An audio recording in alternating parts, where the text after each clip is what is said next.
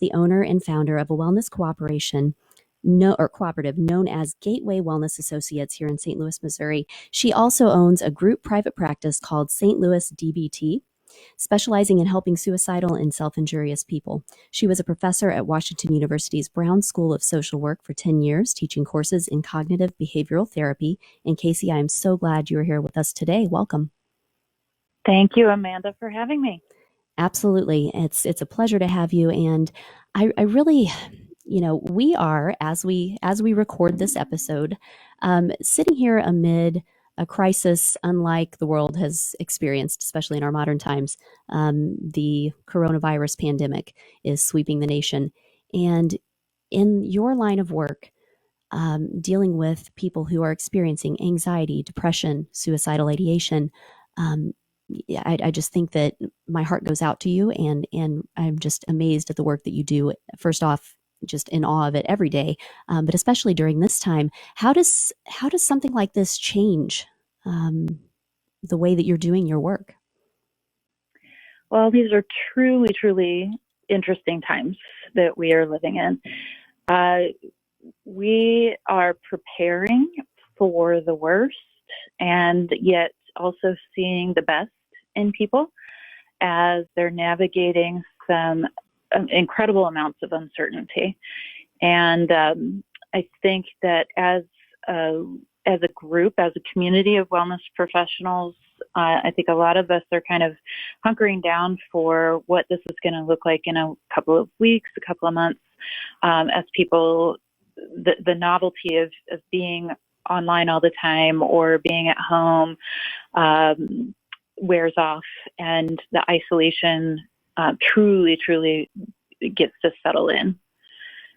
Yeah, and of course, some of the common signs of depression, right? We talk about people isolating. How much does this feed the disease?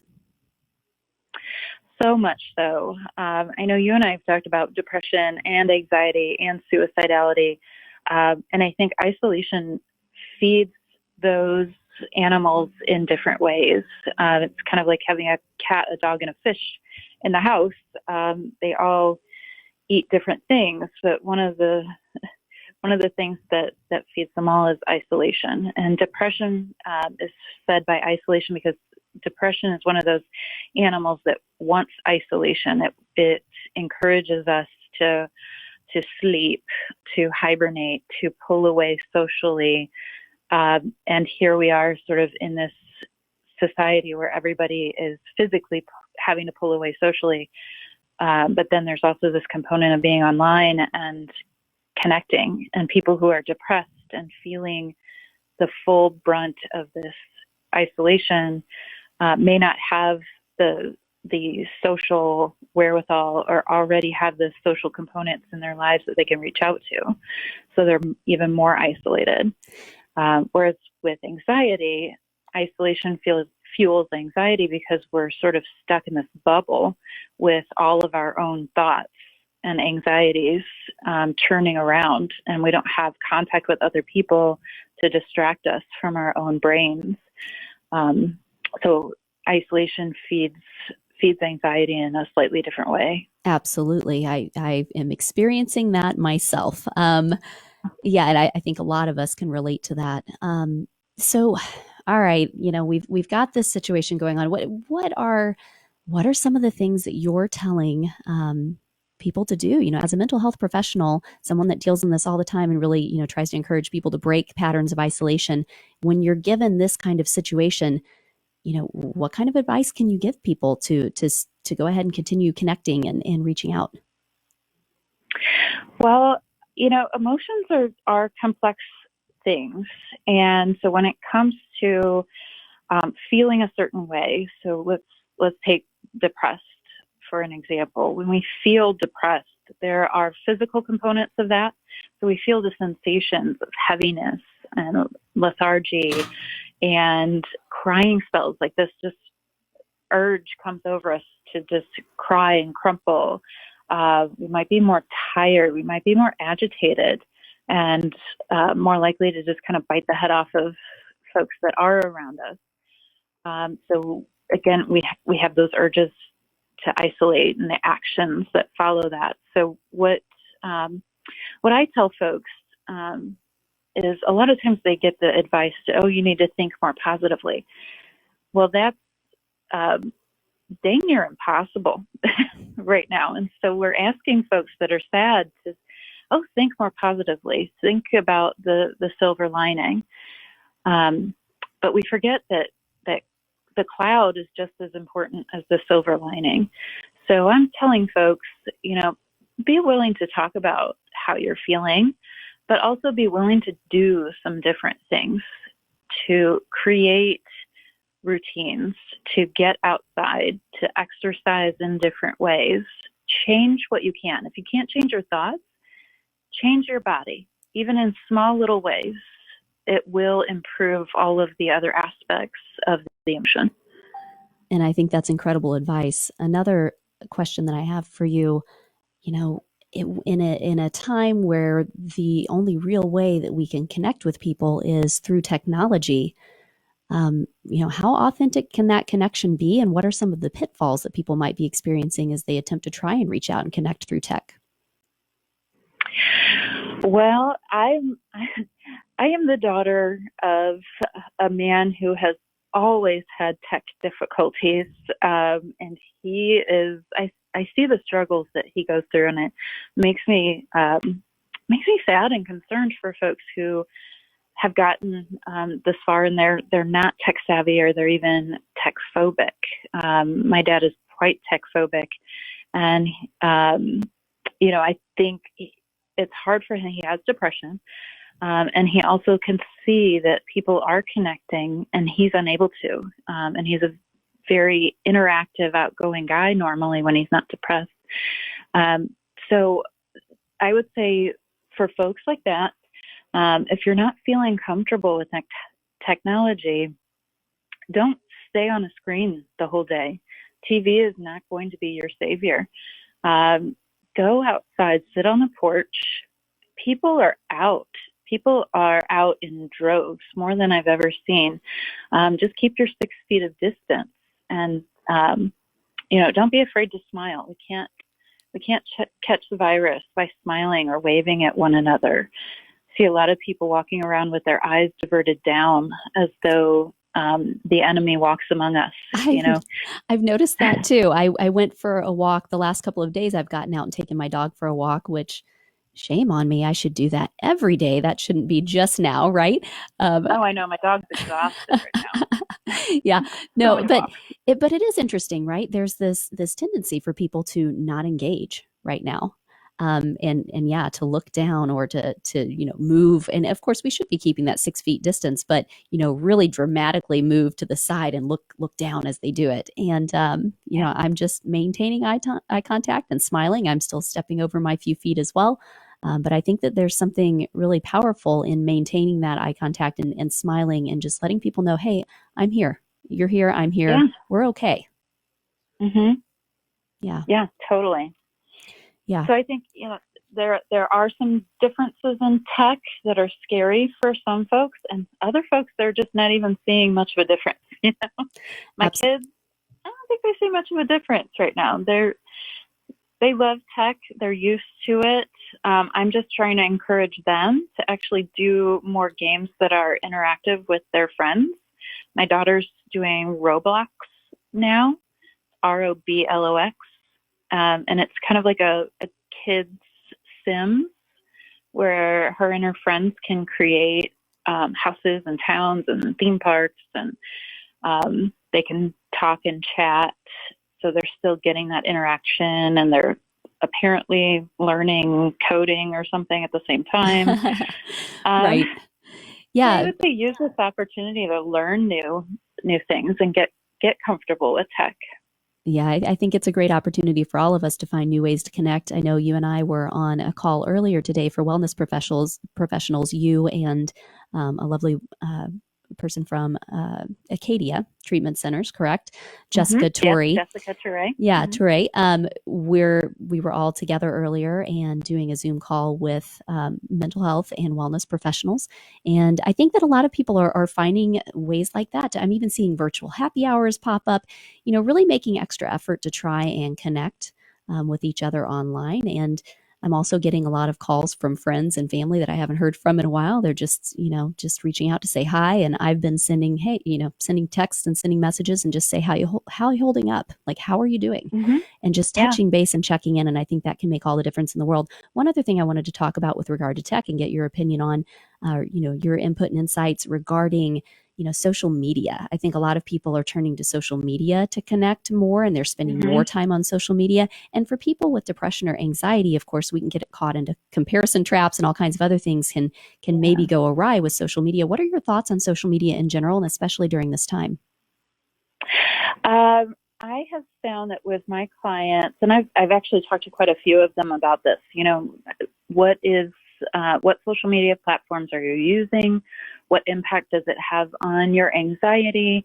Are you getting good information? Are you getting social connection from those? And if you're not getting good information, the information that you're getting is from, your Uncle Joe in Wyoming about how there's no coronavirus there and it's all just a scam, maybe limit those types of contacts that aren't helpful for you right now. So several of my clients have taken a break from Facebook and are instead just on their Instagram feeds, which tend to be more positive, less laden with false information or even opinions. It tends to be more visual. So they're on that. They're on Snapchat when they're communicating with their loved ones. So it's really, I think, about picking a platform that isn't contributing to your anxieties.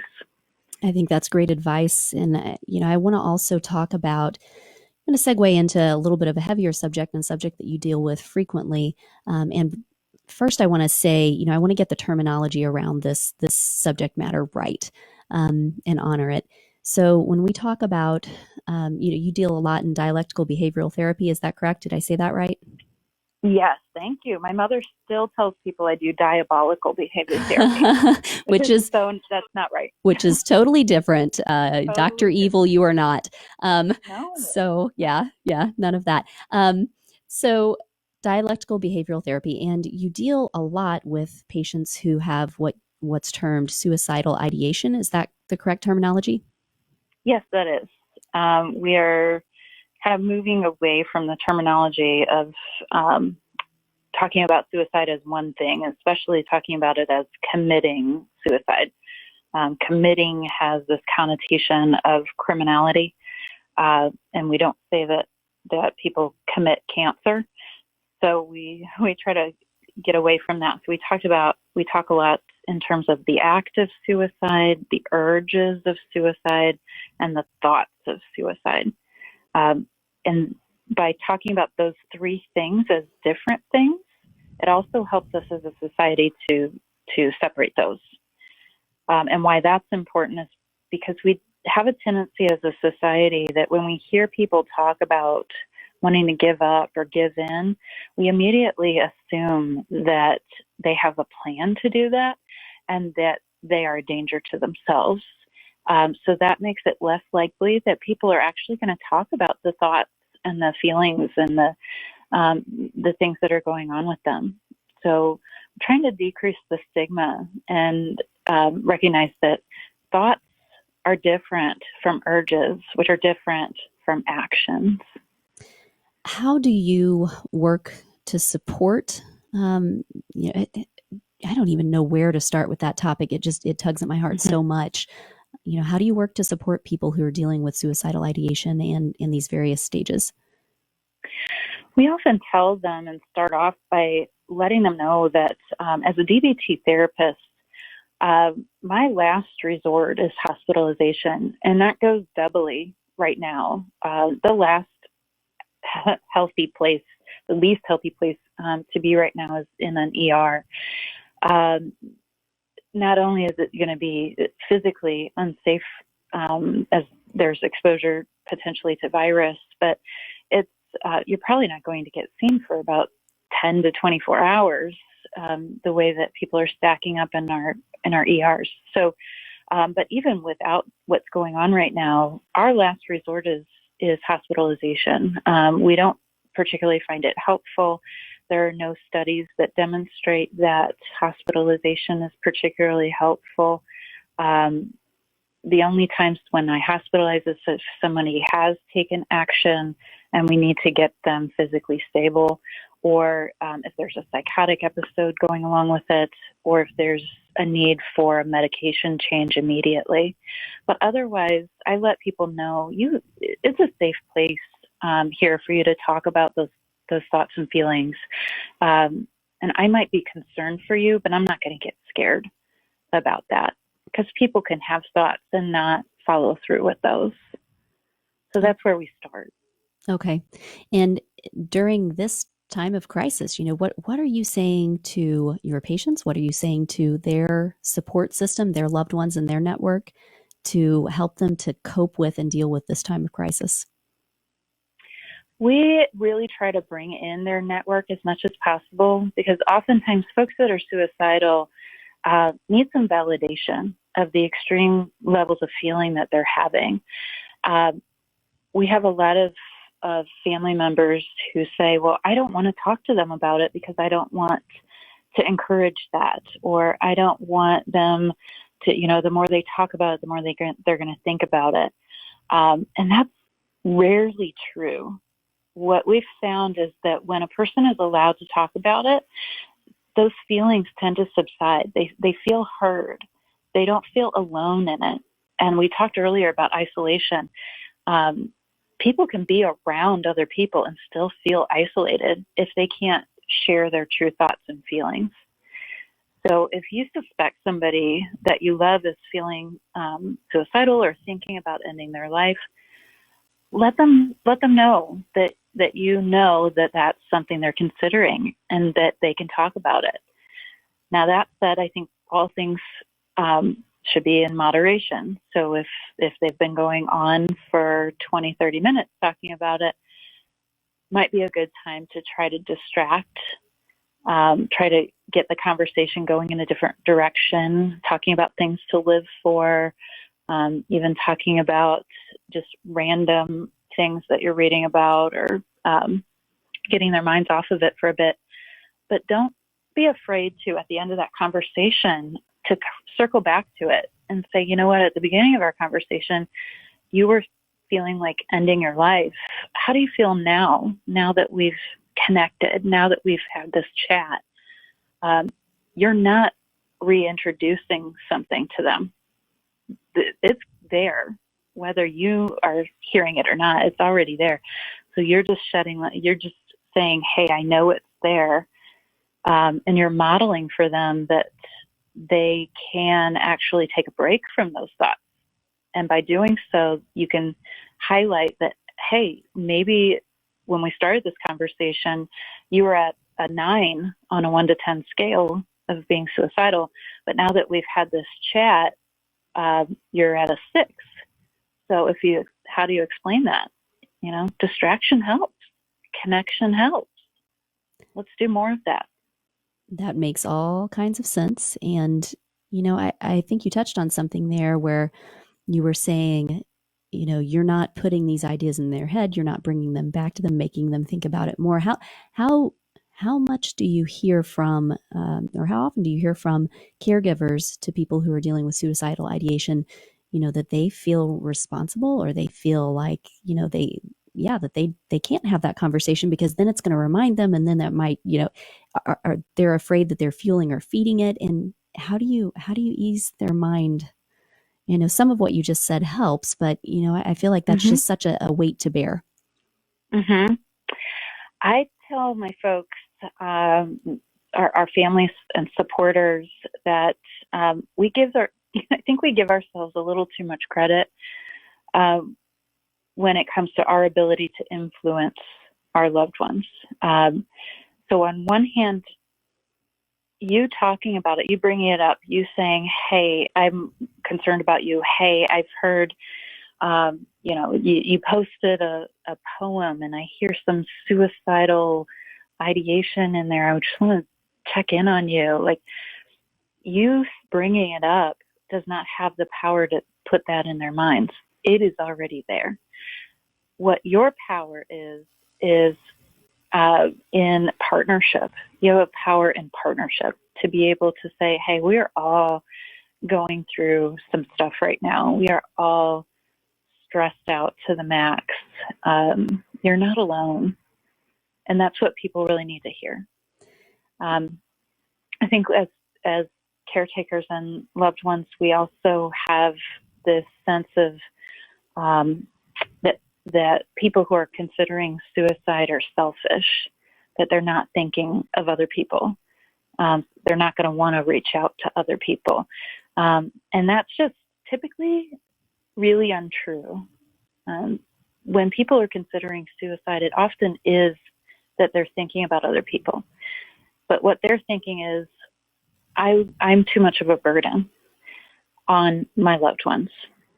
Yes, they would be in pain. They would hurt for a little while when I first do it, but ultimately they're going to be better off. So something that they need to hear from us is that they have value. They have value to us long term. And it might be hard for them to hear in the beginning when they feel so just completely invalid and not valuable at all. But keep telling them. Keep giving them specific examples of the ways that they contribute to your life. That resonates so incredibly much with me, having been through depression, anxiety, and at times suicidal ideation myself during the pits of my autoimmune disease. At times when I was completely bedridden and unable to really be there as a mom or be there as a wife or be there as a friend. And really feeling that I was a burden to everyone around me because of my health situation. There were moments that I thought, it might be better if I weren't here. So yeah, those conversations, those moments when people reached out to me and said, hey, I'm just really looking forward to when you get well because, or hey, you make a difference in my life and here's why. And just those moments and those conversations can be everything. They can mean everything. Absolutely. Yeah. So Casey, I want to just give you, we're getting close on time here. I want you to just talk a little bit about your practice and Gateway Wellness Associates as well, and just let people know how they can reach out to you and some of the things that you've got coming up. Sure. So St. Louis DBT, Dialectical Behavior Therapy is what that stands for, is my private practice. We are a group of 15 amazing therapists who specialize in treating depression, anxiety, suicidal thoughts and actions, as well as self-injury and impulsive types of behaviors. We offer fully adherent DBT, and what that means is that people in our program get sort of wraparound services. They get individual therapy, they get a group skills class, which is kind of taught like a class, where people learn skills like how to be effective in their relationships, how to tolerate stress, and how to regulate their emotions, as well as how to be more mindful and present. So they get individual group skills as well as 24/7 coaching. So that means that their therapist is available for a quick, 5-minute phone call when they are in need of another skill, something to do other than whatever their problem behavior is. So that's St. Louis DBT. And if you're interested in any of those services, or if that sounds like something that a loved one could use, you can get more information about us on our website, which is stldbt.com. And our phone number is 314-932-7415. The other organization that I run is Gateway Wellness Associates. We are a collaborative of people in private practice, various wellness professionals, and we provide office space which at this moment is completely vacant because nobody's seeing anybody in person anymore. But we also offer educational opportunities, including a monthly series of workshops centered around bringing wellness professionals together in different arenas of wellness, from therapists, social workers, dietitians, health coaches, doctors, chiropractors, all kinds of folks all together in one room. So you can get more information about that on our website, GWA, that stands for Gateway Wellness Associates, -STL.com. All right. Well, Casey Limmer, thank you so much for joining me today. I really appreciate it. Thank you, Amanda. This has been Amanda LaPlante. You've been listening to Get Real to Heal on KWRH-LP 92.9 FM. I want to say thank you to AFC Urgent Care of Brentwood for sponsoring and underwriting Get Real to Heal. And for information from me, you can reach out at amandalaplante.com or give me a call and set up a free consultation anytime. I am an integrative health coach, and during times like these, taking care of your health should be number one. I'm here to support you. 314-583-6749 if you want to give me a call. And for this and other episodes of Get Real to Heal, check it out on soundcloud.com/getrealtoheal. Make it a great day.